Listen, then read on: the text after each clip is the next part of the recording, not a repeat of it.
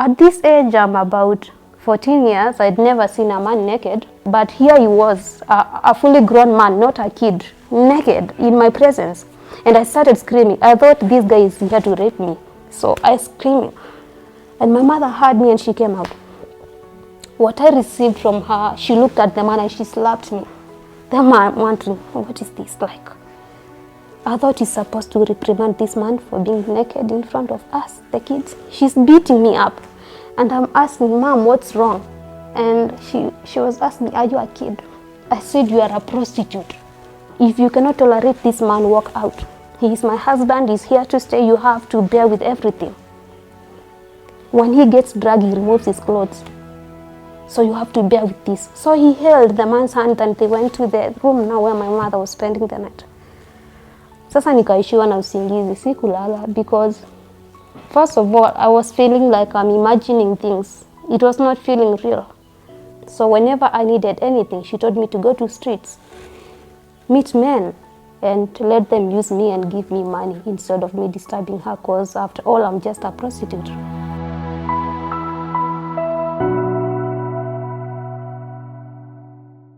My full name, official name, is Mercy Jacob.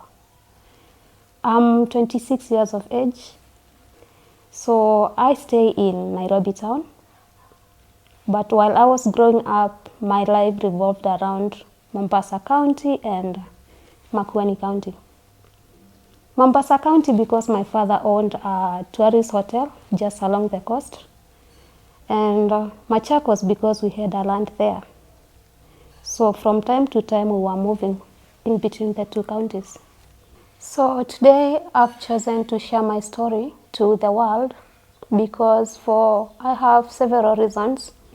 One, sharing this story is a form of therapy to me, considering that I'm going to speak about things I've never spoken about before.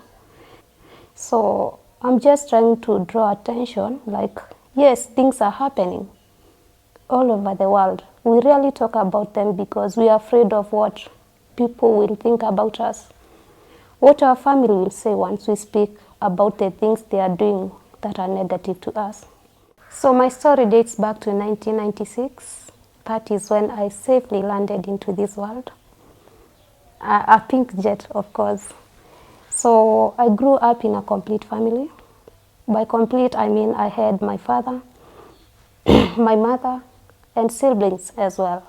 Let me say it was a dysfunctional family because my parents were never in good terms.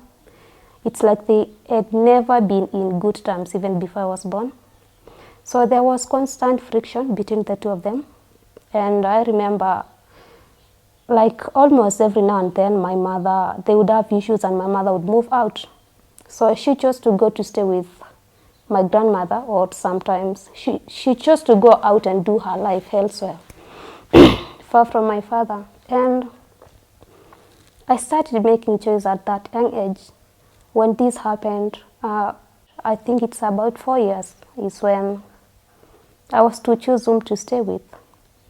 At that young age, I liked my father because, let me take you back. When I was born, about 9 months, I had health issues. I was admitted to hospital and the doctor said I needed urgent blood transfusion. This time a donor had to be sought, and this man, Jacob, he sacrificed to donate blood for my transfusion.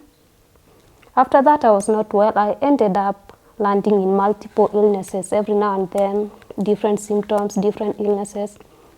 My father was there to support me every time. After some time, the doctor said they could not get any particular illness that I was suffering from, and they said the best thing was to treat the symptoms. They realized that my immunity was very low.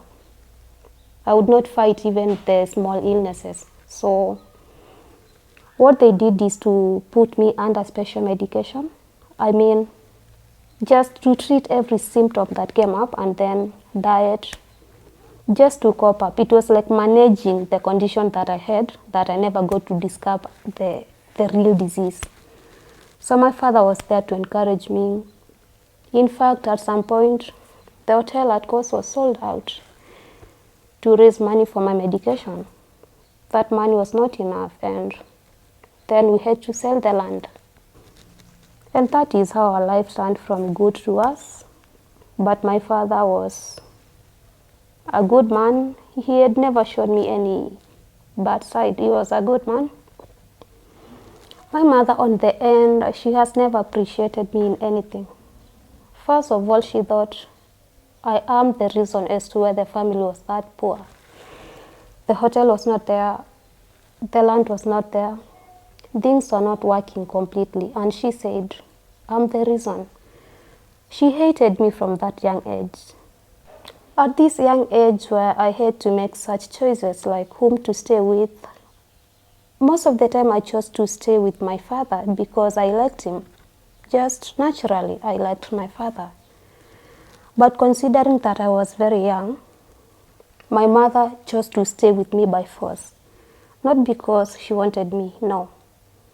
She wanted to take me so that she could force my father to give her money for my upkeep. Not only me alone, most of the time she took all of us, the 5 of us. She would take us to a rental house, and then she would go to the chief and then tell her, this man I have is a deadbeat, he's not taking good care of us, and then force him to give us money to support us.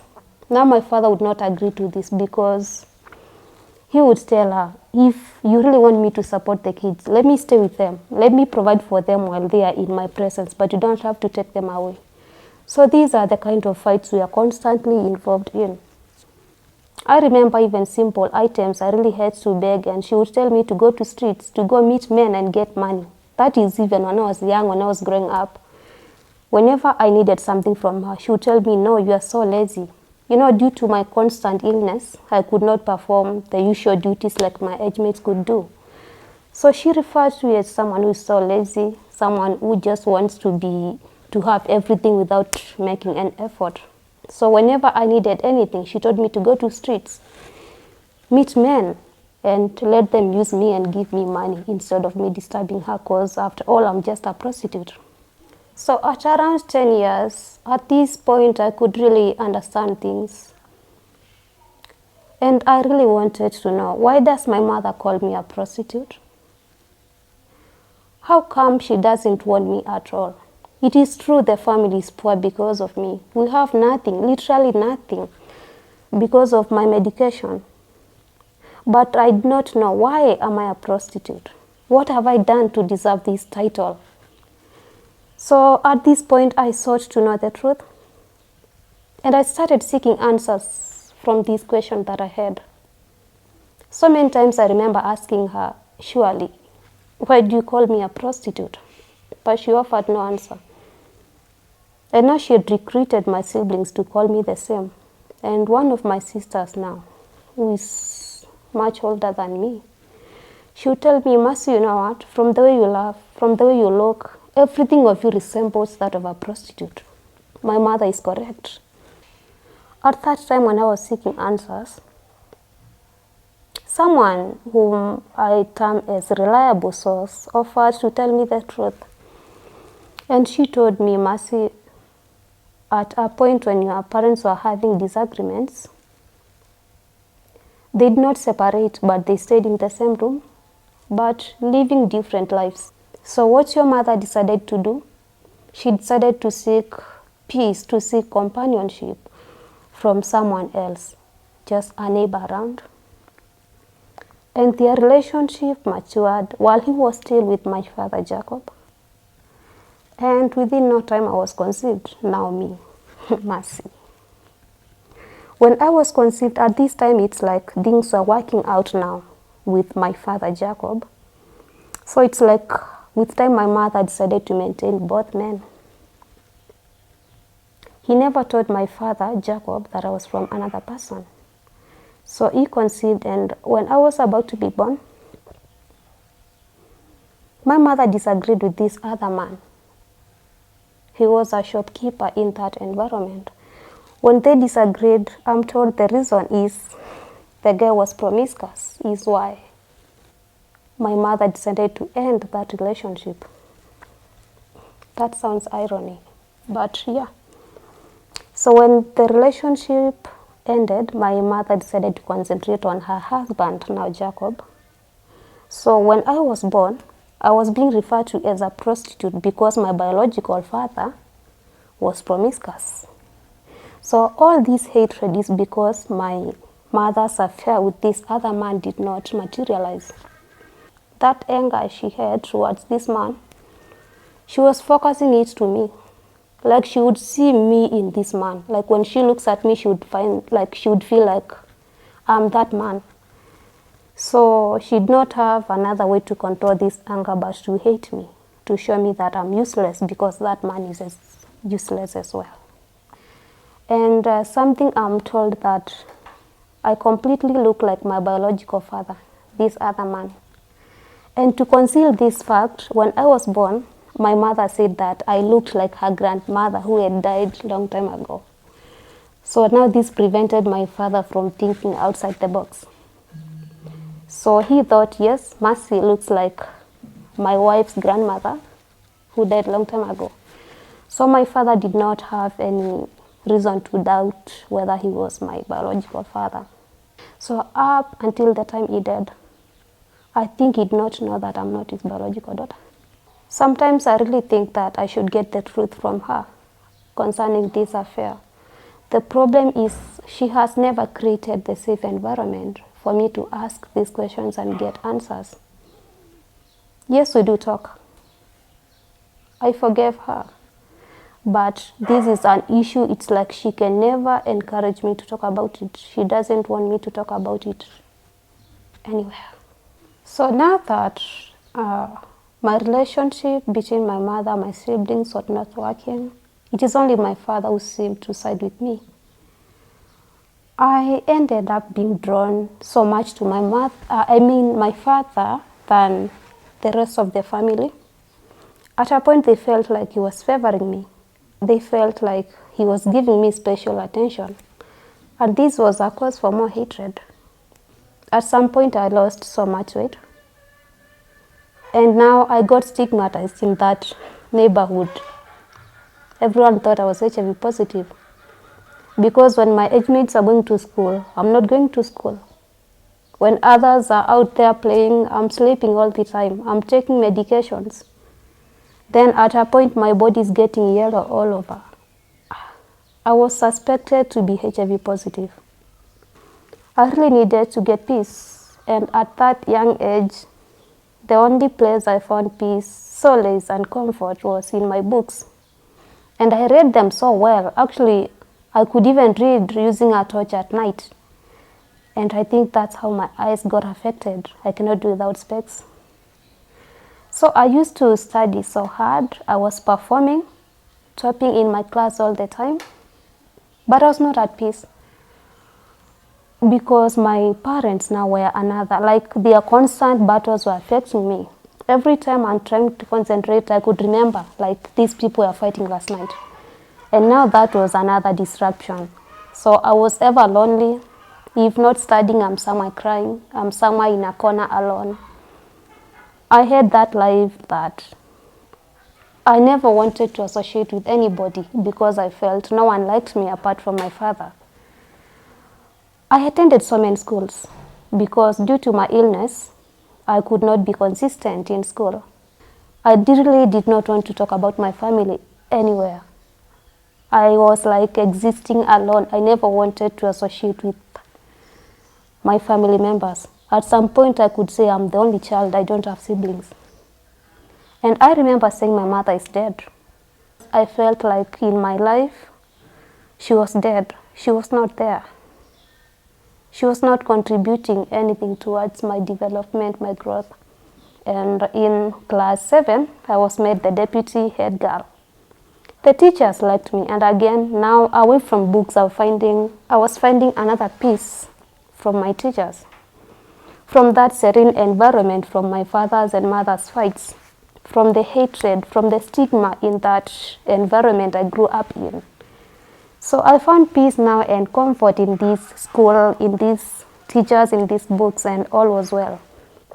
And now this being a well-known school, a school that used to take their pupils to national school, the teachers thought that the only way to get results out of students was through caning them.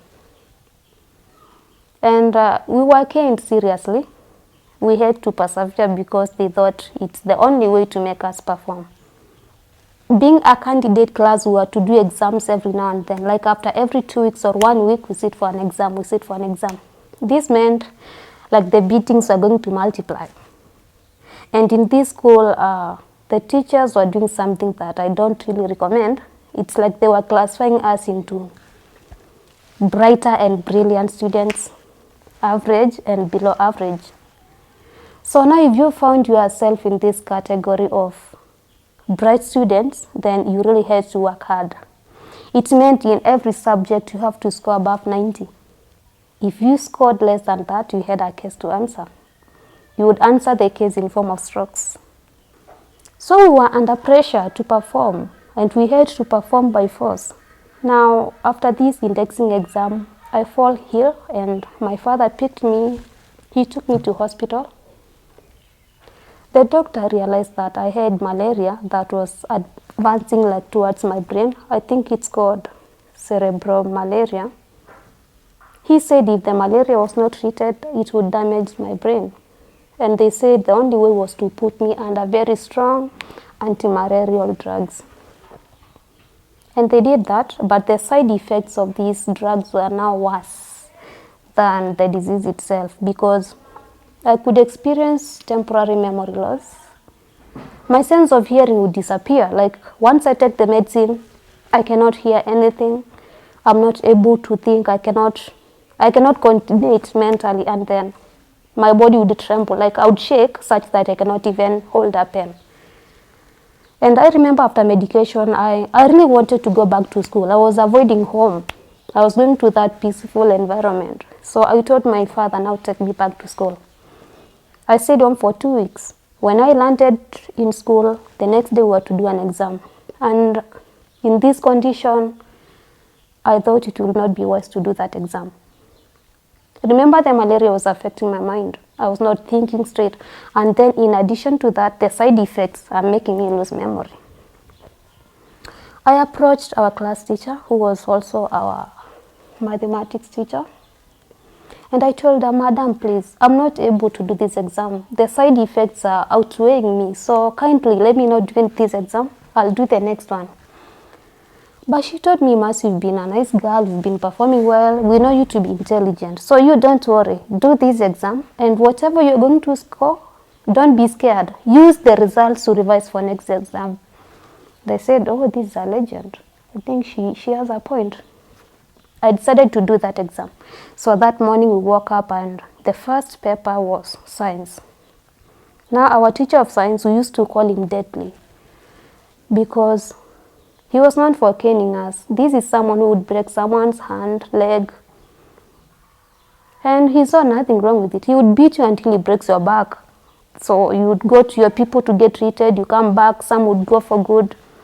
But we had to persevere. He was the best science teacher in that school. So once I did my exam, that first paper, science, so after that paper, we were to take a break of about 30 to 40 minutes, and then we sit for the next paper, which was mathematics. And now, once we do the exam in class 8, it would be marked immediately. You know, that time when we were doing AB, like you are writing the answer, like number 1A, number 2, like that.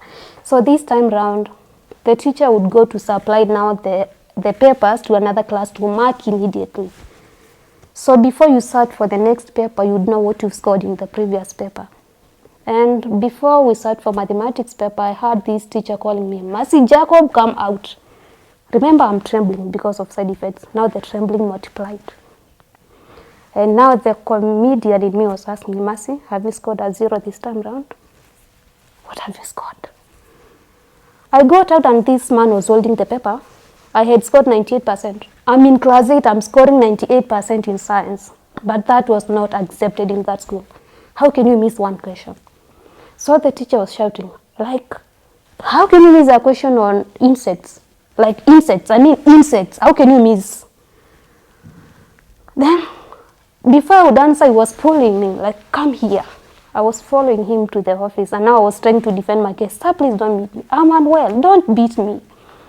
He said, just follow me. He went up to the office, and he said, did I teach about insects? I told him, sir, maybe you taught, but I was not around. And again, I'm losing my memory. I'm not fine. Kindly don't beat me. If you have to do this, wait for me to get well and you'll beat me anytime, but not now. He said, young girl, you're not the one to tell me what to do. So he took pointers. Pointers was like when they bought a new bucket, it had that handle, flexible. They would take it out, and that was the pointer that was used to cane us all over the body. Now this man was combining 5 of them and wanted to beat me with the 5. So I told him, sir, don't do this to me. I'm unwell, don't. But he just to go ahead. He used to be alcoholic, so this morning he had drunk, and then he wanted to beat me up with all that. And I said, no, don't beat me. Don't. He would hear none of that. The next moment, like, he swept my legs. You know the way someone sweeps the football and then you fall.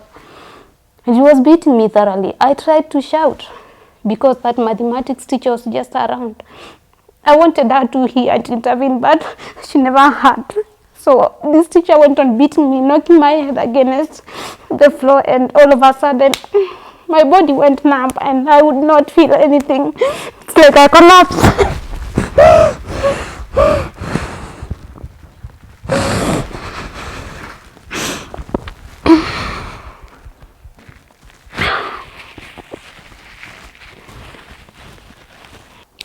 So I became unconscious, and remember this was around 10 a.m. in the morning.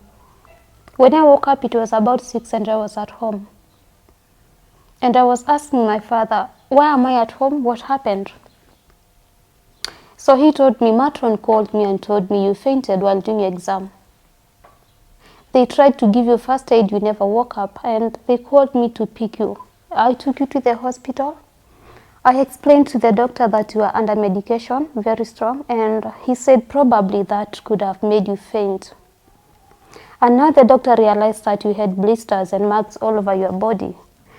And he said once you wake up, you should explain why do you have marks. The doctor never gave any medication because I said you are under medication.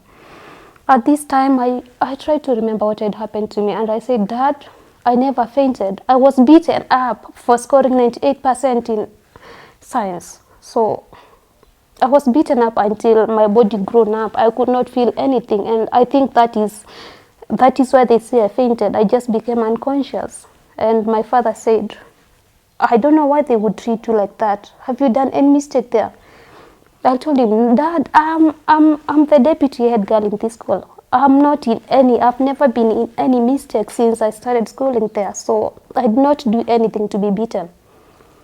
You see, my father was trying to fight for me because, of course, I'm the daughter and I'm suffering, I'm being beaten, and then, remember, I'm under sponsorship in this school. So it's like she was trying to strike a balance.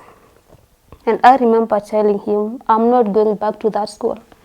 You either get me a local school to study within, or I stop going to school completely. I forget everything about books. He listened to me. He got me another school just in the neighborhood. Now we were in Kibwezi town. And at this time, my mother had left, never to come back. She had gone to Coast to do her life. So my father was left with my younger siblings. They were about 3. He was the one taking care of them, working. At this time, he had also developed ulcers. I think as a result of their constant frictions and disagreements, that's where the ulcers came from. So health-wise, he was not doing well. He never had a permanent job. He was a painter and a mason, so he could do the 2 jobs to sustain the family. He got me a local school around. It was a bit far, so he sacrificed he had a mountain bike. So he gave me that bike. He told me, Mercy, I'll be going to work on foot. You take this bicycle, be commuting to and from school. And that was it. So I attended school until July using that bicycle. I was just not fitting in that school because I was coming from a boarding school. I was used to doing things in a particular way. But I strained. Again, I found peace in the books. I studied a lot. Novels were my friends, and I continued topping. Now there was another challenge. Yes, my mother was not there to stress me anymore, but I had extra responsibilities to partake. While in the boarding school, the only responsibility was to wash my clothes and just about me. But now these siblings now is that I had to take care of them. My father was busy working. I could come from school, cook for them, do their laundry. There was a young one, even 2 years old. So like I had to wash, carry him all over. I felt a bit strained, but I had to bear with that. And towards the closing of schools, that was about August, I remember receiving a strange call from a new number. My father had bought me a phone to be using to communicate with him. He wasn't living with us, he was living elsewhere. Most of us in my family are girls, and then he would not just share the same room with us, he was living somewhere. So he bought me a phone so that I could be updating on how we are going on and everything. So I got a call from someone and I received, and she called me by my name. And from that voice I could recognize it's my mother. So she told me, "Mercy, how are you?" I said, "I'm fine." For the first time she was talking to me in such a soft tone. She was sounding so good. And I was made to question, but I chose to listen. So she was telling me, "Mercy, how are you?" I said, "Well." She said, "I'm doing well. I'm running my own job in Mombasa, and I would like you to bring your younger siblings to me. I know I'm told you are no longer in boarding school." I said, "Yes. So bring those kids to me so that I can take care of them. You stay with your father and study." This was on a Friday. So she told me, "Bring the kids over the weekend on Saturday morning, and on Sunday morning I'll give you bus fare to go back to your father's place. You stay with him, you do your studies." And for sure I thought it was a good idea, because like she was going to relieve me from the responsibility of taking care of these siblings. That is what I did. She sent exact fare. There was not even a single bob to take maybe any refreshments on the road. It was just exact fare. So we booked the bus. This time round I never told my father. I thought he was going to be against the idea, because he really liked us, all of us. He wanted to see us around. He really strained to just keep us around him. So like we were his joy. We went to course and my mother received us at the bus station, and we boarded another Nissan. We went for about 2 hours non-stop, and I realized that we're in Kilifi County. We alighted and went to where my mother was calling home. It was a double room, and next there was now the workplace. So to my surprise, my mother was working in a local brew den. In Mombasa, it's known as mangwe. Mangwe ni kwenye mnazi huuzwa. And that day when we got there, she had left someone there to handle the job while she was not there. I never knew while she was employed or it was her job. So we found druggards all over. They were just uttering words carelessly, abusing each other. There were some ladies almost half naked dancing there. And I was like, wow, is this the environment my siblings are going to grow in? According to her words, I was to go back on Sunday. So I was just wondering, how are these kids going to grow? Is this the environment? This was an internal monologue. It never came out. It was just within me. Anyway, the night fall, at about 10 is when we went to sleep. Then something funny there. It was a 2-roomed house, and my mother laid 2 mattresses and told us to sleep there, and now she went to the room alone. And now the comedian in me still was asking me, now, how come like you are sleeping even with a young kid and your mother is just alone? I let that sink. So at around 10:30, someone knocked on the door. I went to open. To my surprise, it was untracked. just looking like the way people look when drunk, red eyes. They just look unkempt. They don't look presentable. And this man looked at me and was like smiling. He came inside the house, and when I opened the door is when he came in, and to my disbelief, he started taking off his clothes. One by one. First, he took off the shirt, and then the trouser. He did not have a vest. Then he went ahead to take out his underpants. At this age, I'm about 14 years, I'd never seen a man naked. I said my only comfort and peace was in boots. And at this age, some of my classmates were having boyfriends and all that. Me, I was not into that. I wanted to study. I wanted to go to Cerebral Girls, get a degree at the university and master it. And I knew when I associate with men, this dream will be cut short. So at this point, I had not seen a man naked. But here he was, a fully grown man, not a kid, naked in my presence. And I started screaming. I thought this guy is here to rape me. So I screamed. And my mother heard me and she came out. What I received from her, she looked at the man and she slapped me. Then I'm wondering, what is this like? I thought he's supposed to reprimand this man for being naked in front of us, the kids. She's beating me up. And I'm asking, Mom, what's wrong?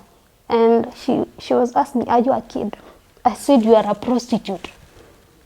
Since you were born, you were just born a prostitute. So what's funny? Like, this man is just naked. Like, have you seen anything different? I told him, Mom, what is this? Look, the kids are here. They are looking at this man. What is this? They had all woken up. So he told me, cool down. If you cannot tolerate this man, walk out. He is my husband. He's here to stay. You have to bear with everything. When he gets drugged, he removes his clothes. So you have to bear with this. So he held the man's hand and they went to the room now where my mother was spending the night. Sasa nikaishiwa na usingizi, sikulala, because first of all, I was feeling like I'm imagining things. It was not feeling real. So we switched off the lights, we were to sleep, and now when the lights were off, this man came to where we were sleeping and he tried to touch me indecently in that darkness. I knew once I screamed, my mother would beat me up, because it is like, knowing the kind of mother I had, it is like, this mother told me, you can have my daughter as well. Go do whatever you want to do to her. So I chose not to scream because I knew I would be beaten up. What I did, I walked out. I woke up, lit the lights and went out.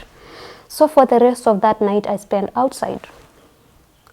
In the morning, my mother was telling me, you are disrespecting me. You don't respect my man at all. You don't want to do what he's telling you. Then I'm asking, Mala, you want this man to rape me? You want me to sleep with him? He said, you're just a prostitute and I'll be getting men to sleep with you and you'll do nothing about it. I said, no. No, I'll not watch this. You'll not do this to me. You'll not do it. Are you really my mother? She told me, weka hapo, tujiulize maswali na ujijibu. This was the morning, the Sunday that I was to be given fare to go back to Kibwezi, to go to stay with my father to study. So I told her, just, today you said you'd give me fare. Let me go back to my father. Aliniambia, we sawa, hakuna fare nakupea. Enda huko kwa streets ujoin malaya wenzako huko, uuze mwili upate pesa ama ukufe pia. Huna maana kwangu. I remember asking her, like, are you serious about that or you are joking? Aniambia, weka hapa tutaona. So that meant I was not going to be given fare to go back to Kibwezi. That meant I was not going to continue with my studies. That meant that my life had been messed up. On Monday, my mother came to me and told me, you have 3 options. You can go to streets, get a man to sleep with you, to give you a life. I have a job for you as a house girl. You can decide to do that. Or you can decide to sleep with this man in this house. So choose what you want. Remember, I never told my father that I'm gone. He just came to an empty house. He doesn't know where I am, but he has an idea I took the kids. So, with these 3 options, the lighter one was to be a house girl.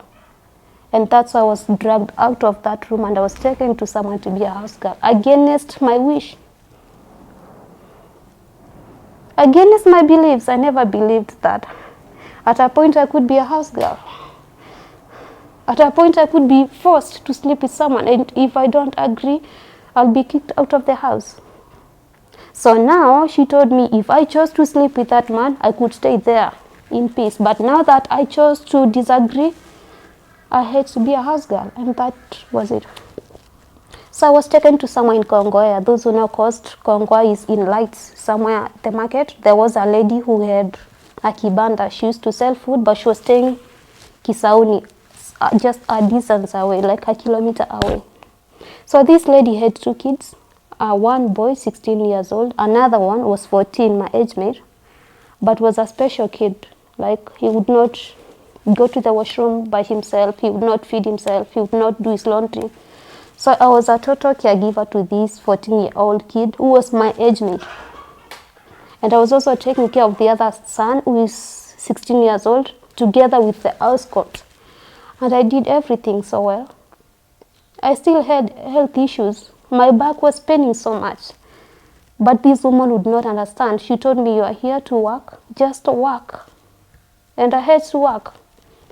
I remember at some point, my back was so painful such that I could not wash clothes while standing. Even if I sat on a chair like this, then I still had to bend, strain the back again. So I had to sit on the floor and wash from that position. I was really straining, but there was nothing else to do. I was in that house to work. My mother took me there to work. Now this house never had water. I had to draw water from a far distance every day. So I did that for 1 month, and I remember when I had finished that month, I told this lady, where's my money? I thought once she gives me money, I'll use that as fare to go back to Kibwezi to go continue studying. But she told me, I'm so sorry, your mother took that money even on 25th. So like, pesa yako ilichukuliwa kitambo, wewe ni kazi tu unafanya kunilipa. I was like, what? You mean my mother took the money? She said, yes, mama yako alikuja hapa, akachukua pesa yote. So sasa unanilipa tu. Kama unataka pesa, fanya pengine next month, nitakulipa. Lakini huu mwezi mama yako ashachukua pesa yote. I called my mother and she had blocked me. The call would not go through. I had no option but to work for another month. So I worked for this other month. The same thing happened. My mother took all the money. In short, she never wanted me to go back to school. She wanted me to stay there working as a housemaid. Ndo nichape sasa niende nimwambie, I'm sorry, bring that man, I'll sleep with him for anything. So that is what she wanted, but I would not let it happen. I really wanted to study, to achieve academically, because my peace was only in books, my comfort was in books. So after these 2 months, I said, no, I'm not going to do this anymore. If I'm not going paid, I'm not getting any pay, so I have to get somewhere else to work. So luckily in the same building, there was a lady working as a house help, and she knew somebody who needed a house help as well. So I went to work in that other house in the month of, I think, August, September, October. So now in this house, there were some kids who were in primary school. I was using their books to study. So it's like I said now, yes, I'm studying here, I'm using their books, I'm using their revision materials, I don't have to go to school. Let me just accumulate some money so that when it comes to time to go to campus, I knew that I would do my KCP and I knew I was going to pass. So I said, let me just try to work here, accumulate some money. Now that my father is unwell, when it comes to the time to go to high school, I'll have something to support him. And I worked up to November. We were to do our KCSE somewhere in November. So, KCPE. So I went back to Kibwezi, and this time I found my father very weak. The ulcers was taking a toll on his health. He could not even walk.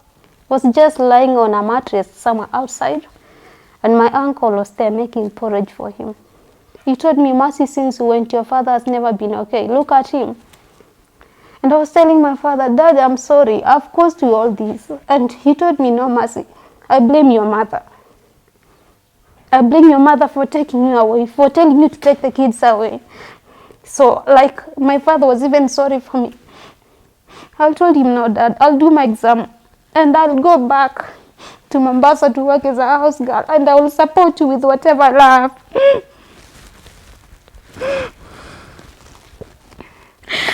My worst point was seeing my father unwell. And at this point, I thought this man is dying and I'll be left alone.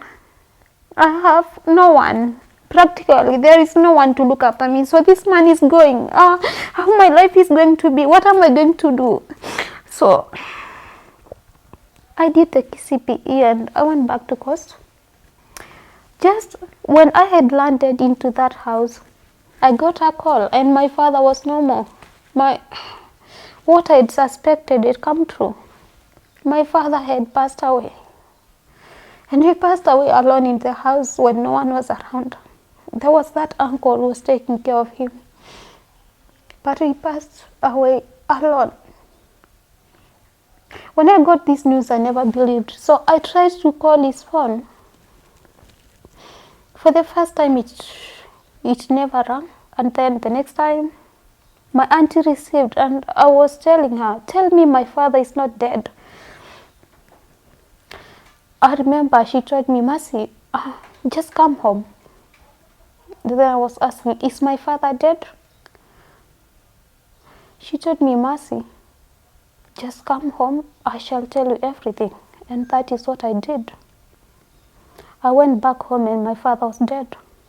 He never left any note to me. And I was just wondering, why would you not wait for these results to come out? Because I would feel like I had passed. So I wish you would have waited for the results to come out. So in short, I did not agree. I did not agree that my father was no more.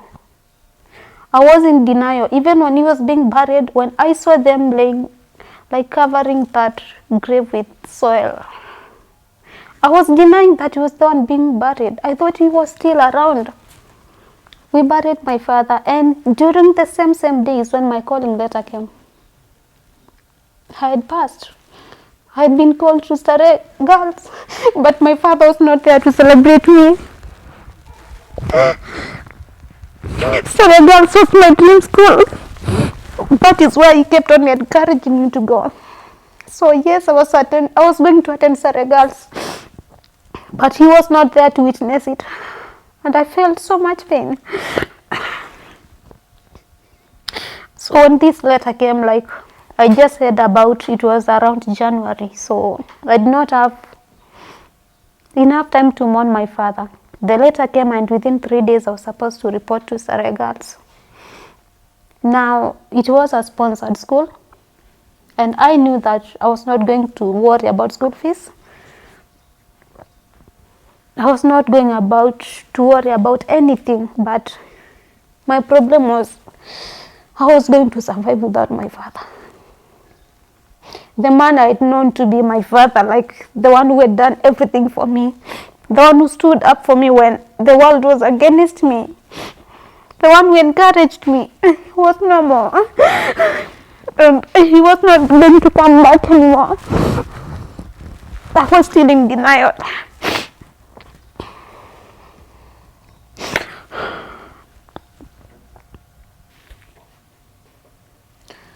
So when this letter came,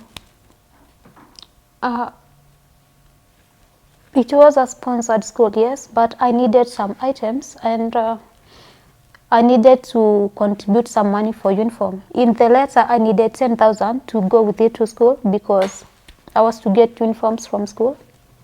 And the uniform for Stare Girls is different all over the world. I mean, in Kenya, there is no another school that has the same uniform as Stare Girls. That meant I would not buy it anywhere else apart from in school. That's why they said we need to take 10,000 with us to school so that they can use it for our uniform. But from there, everything else was free. Remember, people have contributed for my father's burial. We had nothing. So we had to call people to contribute so that we could give him a decent burial. And we did that. So when this letter comes, it's like there is no money. And I remember I called my uncles. I was just acting mature because the situation called for maturity. So I told them, sit here. I called about 14 of them because I come from a big family. They were 14. Not all of them, but those who were present were 14. I told them, here is the letter. I'm supposed to go to Seregals in 3 days. I need money. What are we going to do? And I remember one of them, a good man, Uncle John. I like that man because he's just a good man. So he told me, Mercy, you've seen we've contributed for your father's burial. It's like we have literally nothing left. But whatever we have in this meeting is what we are going to give. This man had 30 bob in his pockets, and he took that 30 bob and placed it on the table. He told me, Mercy, this is what I have. And told the others, place whatever you have here. 500, 250 bob. So like these 14 people contributed about 2,600. I appreciated them because they had done so much effort pertaining my father's burial, and now they had given 2,600.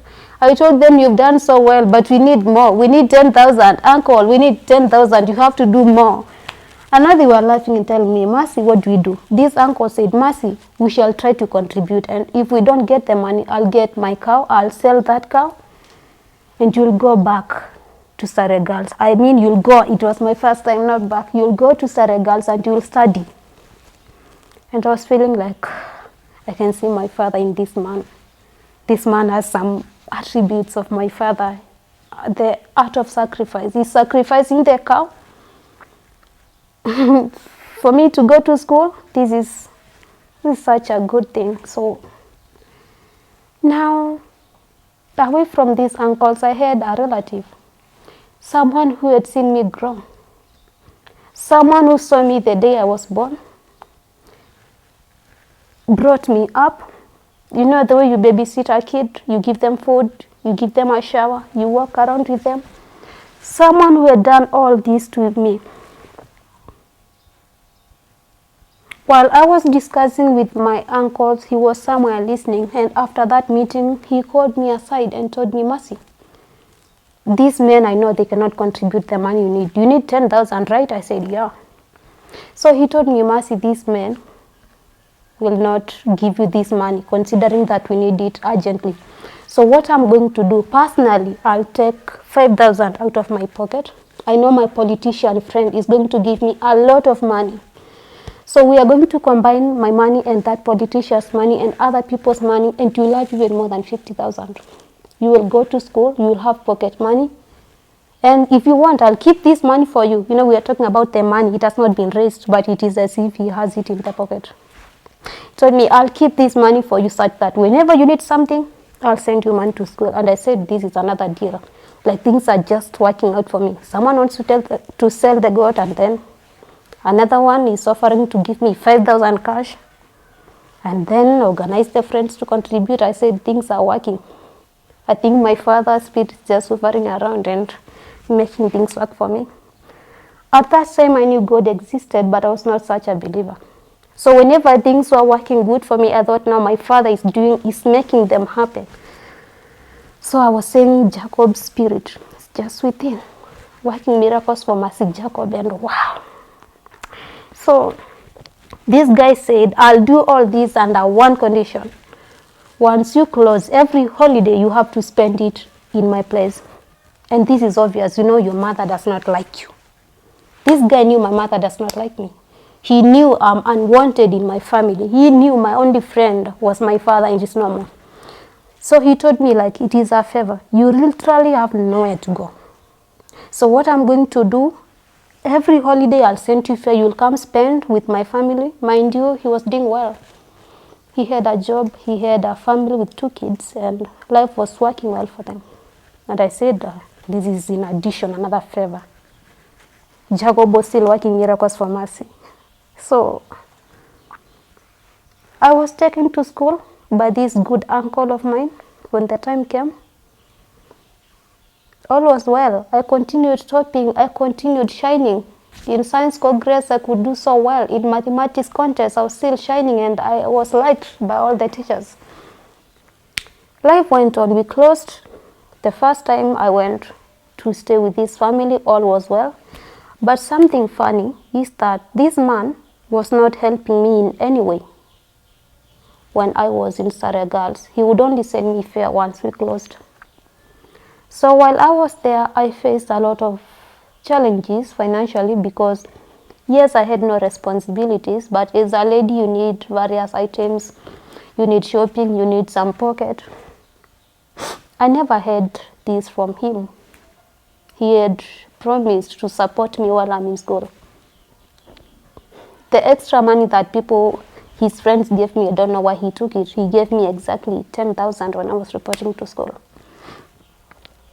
So I had financial challenges at school. And when I was just new in that school, I had this problem. Remember, I had not mourned my father. He died, and within that week, I reported to school. So I started experiencing unusual attacks. I could have some dreams that sound real. So sometimes I could be sleeping in the dormitories. We had cubicles that time. It was a huge dorm with cubes. Like every cube was holding like 8 ladies. So I could be sleeping. It's like I'm dreaming and then not dreaming. I could see my father come, pick me out of the bed, and then take me out of the dormitory. We would go to the farm, and he was telling me like stories. Yes, Mercy, you're in Surrey now. How is life? We would really talk with my father. And those who were sleeping in that cubicle, they thought that they would hear me speak like, Dad, this and this, and then I would laugh. So much fun with my father. So it was like something real, but in me it was in form of a dream. So they kept on asking me, Mercy, why do you talk at night? Like, do you have someone you communicate with at night? Because we hear you talk, we hear you laugh. I knew I used to speak with my father, but I did not want them to know. I told them, no, maybe it is just a usual dream. Then they were asking me, you keep on talking about dad this, dad the other, while you are sleeping. How come your dream is so repetitive? Every day the same thing. Every day you are talking about your father. You are talking about other things. It's like you are reporting someone to your father who did. It's like I was saying, Dad, my mother is doing this and this. I don't like the way she's treating me this way. So they realized like I was reporting what people are doing to me to this father of mine. So I tried to conceal it. I would tell them, no, it could be just a dream. Now they were asking me, how come it is just the same dream every day, every time? I had no answer, and sometimes I just kept quiet. Now it reached a point, this father of mine would come, the same in form of a dream. He would not talk to me, and then he would be shedding tears. My father, Jacob, is just there, like I'm sleeping, and he's standing there, and he's shedding tears. Then I would tell him, Dad, talk to me, talk to me, talk to me. When he was not talking, then I started crying, and I would start rolling on the bed. I was on the upper bed, so there was a point I fell on the ground, and everyone was running out. They thought I had some demonic attacks. The matron was called, and they carried me to the clinic. And then they were asking me, Mercy, are you depressed? Are you under any drugs? I never talked about it. So now in this cubicle, I had some ladies who were members of the CU Church, and they thought Mercy is under demonic attacks. So they took me to our school chaplain, who was a reverend, and she was also our CRE teacher. And she was friendly, so she created that environment for us to talk. She actually took me to her office, she gave me tea, and at that relaxed moment, she told me, Mercy, what is your problem? Like, have you lost your father recently? She was trying to connect because I was always talking about my father, and I was like, since you went, like the students told her, like Mercy kept on saying, Dad, since you went, this and this is happening, this and this is happening. So I was asking me, did you lose your father? And at this time round, I opened up. I told her, I lost my father, and I never got a chance to mourn him. I came to school immediately. So I'm not myself. I'm just seeing him in everything I do. At night he comes, he picks me up. Now, the lady was surprised. Your father comes to your cubicle and picks you up and takes you out. I narrated everything. This man takes me to the shampa. We walk around. Now the school had some cattle. So I could see my father take me to the cattle deep, and then we could walk around that place, him telling me stories. I narrated all that. At this point, I got to realize that I had not accepted that my father is gone. That's why I could see him in everything I do. That's why he was still present even when he was dead. And after talking to this teacher, I said, yes, Dad, I've decided to let you go. No matter what I'm going through, no matter the environment at home, I've decided to let you go. And again, like, this teacher was telling me about Christianity, about God. So she told me, your father, from the way you speak about him, your father was a good man. And so the best thing is to trust that he's with God and he's gone. And I said, yes, Dad, you are not here. I know you are gone. I know wherever you are, things are better. But I hope you'll keep on checking on me because things are not working for me. I cried for so long, and afterwards, I saw what happened. I went to class. At this time, I had accepted that Jacob is no more. I was in Form 1 that time. So I had to accept that Jacob is dead. He's not coming back to life. And at this point, he stopped coming to visit me at night. So indeed, I let him go. That was the first thing I had to let go in my life, my father.